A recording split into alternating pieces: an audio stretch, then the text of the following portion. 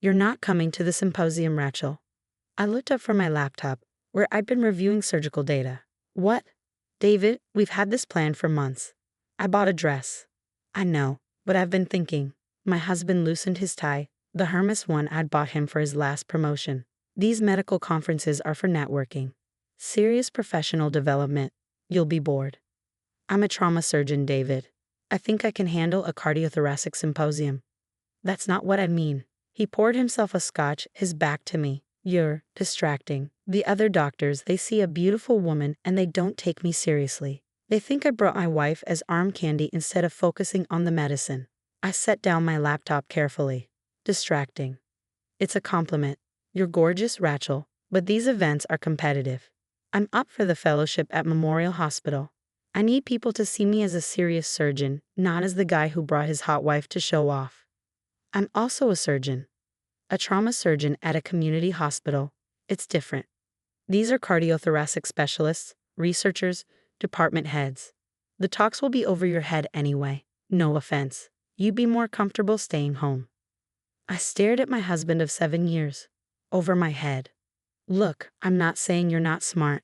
You're great at what you do, fixing car accident victims, stabilizing gunshot wounds. But this is advanced cardiac research, innovative techniques, cutting-edge stuff you don't work with." "Right, of course. I knew you'd understand. Besides, you can use the weekend to relax. Get a massage, catch up on that Netflix show you like." He kissed my forehead. "I'll bring you back something from the hotel gift shop." After he left, I sat in the silence of our expensive apartment, the one his salary barely covered while mine paid most of the bills, and opened my laptop. I pulled up the document I'd been working on for 18 months, the research study I'd conducted at my community hospital, analyzing a new technique for emergency cardiac repair in trauma situations. The technique that had saved 43 lives in the past year. The data showing a 47% improvement in survival rates for patients with penetrating cardiac injuries.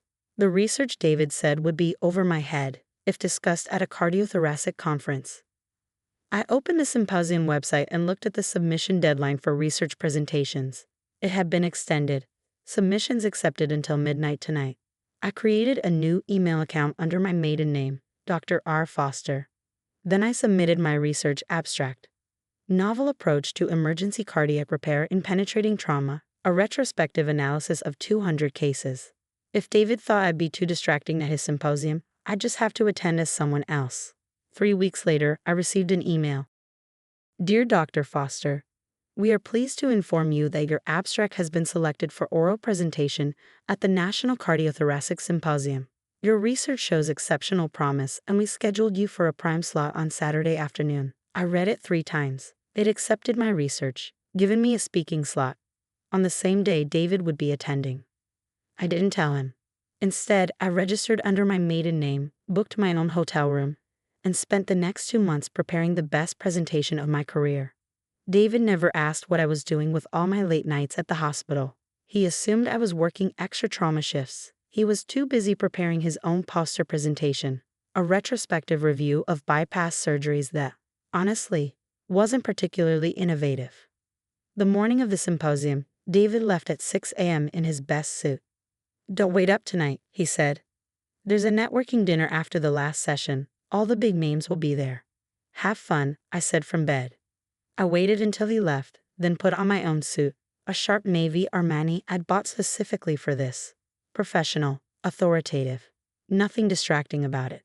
I drove to the conference center separately, checked in as Dr. R. Foster, and reviewed my presentation slides one last time. At 2 p.m., I walked onto the stage in the main auditorium. The room held 400 people. I spotted David in the 3rd row, sitting with colleagues from Memorial Hospital, the prestigious institution where he wanted his fellowship. He didn't recognize me at first.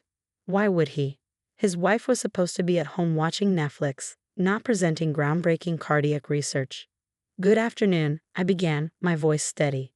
"I'm Dr. Rachel Foster, and I'm here to discuss a novel approach to emergency cardiac repair that's revolutionizing trauma surgery outcomes."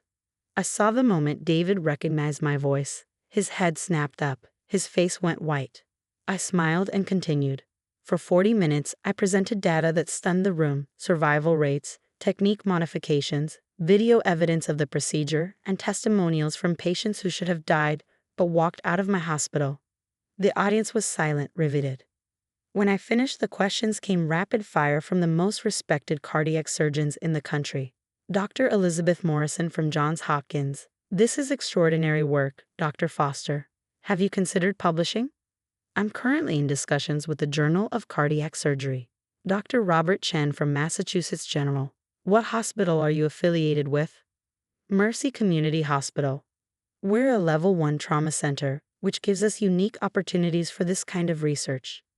Dr. James Patterson from Memorial Hospital, David's Dream Institution. Dr. Foster, we'd very much like to speak with you about opportunities at Memorial. We're restructuring our trauma department and could use someone with your expertise. I'd be happy to discuss that. The moderator finally ended the questions. As I walked off stage, I could feel David's eyes following me. I didn't look at him. Instead, I was surrounded by colleagues eager to discuss my research, exchange cards, and talk about collaboration opportunities. Dr. Patterson from Memorial pulled me aside. Dr. Foster, I'm serious about Memorial. We're looking for a new chief of trauma surgery. Your research is exactly the innovative approach we need. Would you consider interviewing Chief of Trauma Surgery? It's a significant role, department head, research budget, teaching opportunities. 6 figures plus benefits. He handed me his card. Call my office Monday. We'll set something up.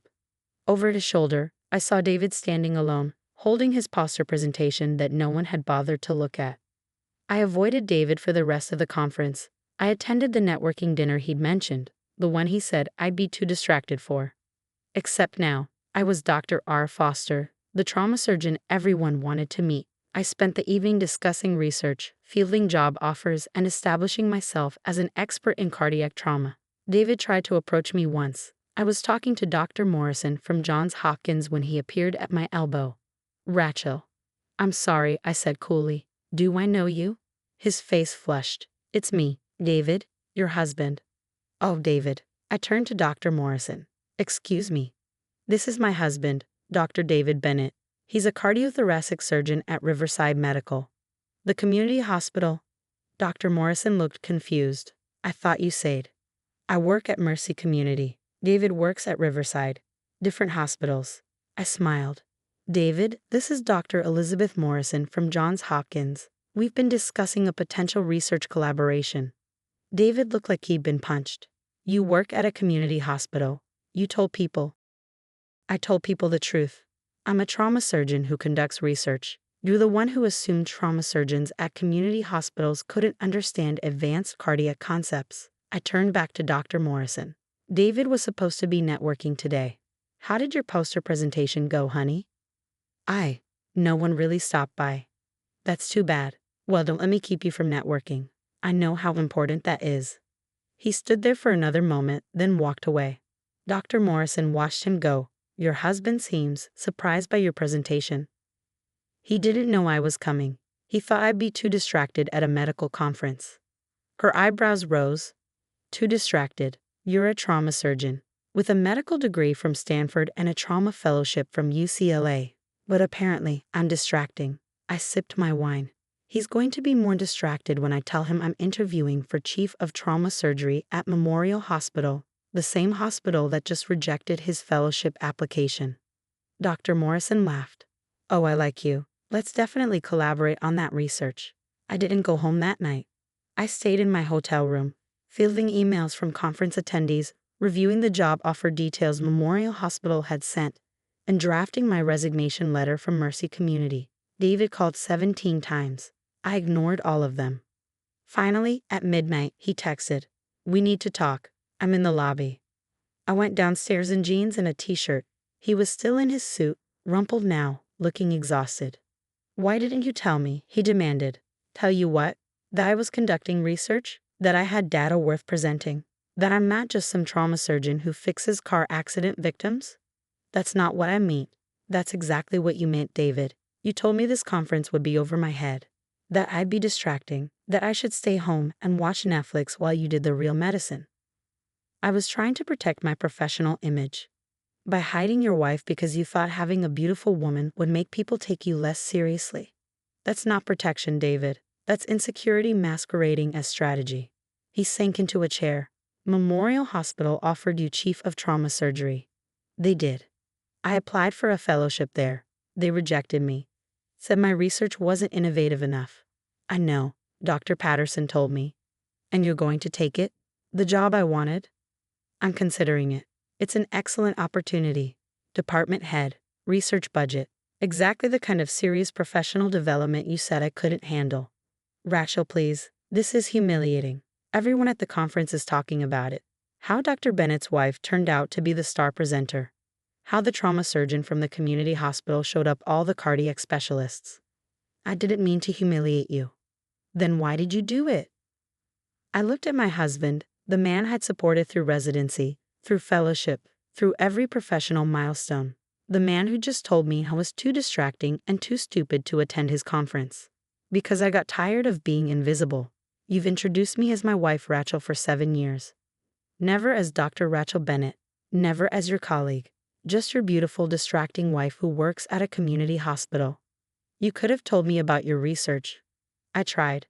Multiple times. You changed the subject. You said trauma research wasn't as important as cardiac surgery. You made it clear that your career mattered and mine was just a job. That's not true, isn't it? When was the last time you asked about my work? About my patients?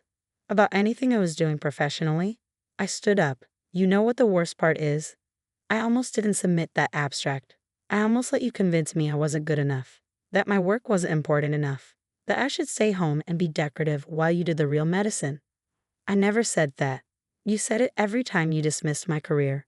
Every time you introduced me as just your wife. Every time you chose to hide me instead of stand beside me. I walked toward the elevator. I'm taking the job at Memorial, David. I'm accepting the chief position, and I'm filing for divorce. Divorce? Rachel, no. You married a doctor, David, but you wanted a trophy wife. You can't have both, and I'm done trying to be less than I am just to make you comfortable. 6 months later, I started my position as chief of trauma surgery at Memorial Hospital. My research paper was published in the Journal of Cardiac Surgery, with a feature article in JAMA. I was invited to speak at conferences around the country. Free hospitals tried to recruit me away from Memorial with increasingly generous offers. And David? David was still at Riverside Medical, still doing routine cardiac surgeries, still trying to build a reputation on work that wasn't innovative enough to stand out. I heard through colleagues that he tried to claim credit for inspiring my research, that he told people at Riverside he'd encouraged my academic pursuits. No one believed him. One afternoon, I was in my new office, corner suite, view of the city, my name on the door, Dr. Rachel Foster Bennett, Chief of Trauma Surgery, and my assistant buzzed. Dr. Foster Bennett, Dr. David Bennett is here. He doesn't have an appointment, but he says it's personal. I considered sending him away, then said, send him in. David looked smaller somehow, older. He stood in my doorway, looking at my diplomas on the wall, my published papers framed and mounted, my awards already accumulating. Impressive office, he said. Thank you. I read your paper. In JAMA. It's brilliant, Rachel. Truly groundbreaking. I appreciate that. I was an idiot. I didn't see what I had. I was so focused on my own career that I couldn't see yours. No. You saw it. You just decided it wasn't as important as yours. He nodded slowly. The divorce papers arrived yesterday. I hope you'll sign them without contest. I will. You deserve better than what I gave you. He turned to leave, then paused. For what it's worth, I'm sorry. Sorry I called you distracting. Sorry I told you to stay home. Sorry I made you feel like you had to hide who you were. I don't need your apology, David. I needed your respect. 7 years ago, when it mattered. After you left, I turned back to my computer. I had surgery in an hour, a complex cardiac trauma that would have been considered over my head by my ex-husband. I pulled up the patient files, reviewed the imaging, and prepared my approach. And I smiled, because I wasn't distracting anymore. I was distinguished. I wasn't over my head. I was running the department. And I wasn't the beautiful trophy wife who should have stayed home. I was Dr. Rachel Foster Bennett, Chief of Trauma Surgery, published researcher, and living proof that the only thing more dangerous than a distracting woman is the one you underestimate. David learned that lesson too late. But every surgeon who reads my papers learns it just in time.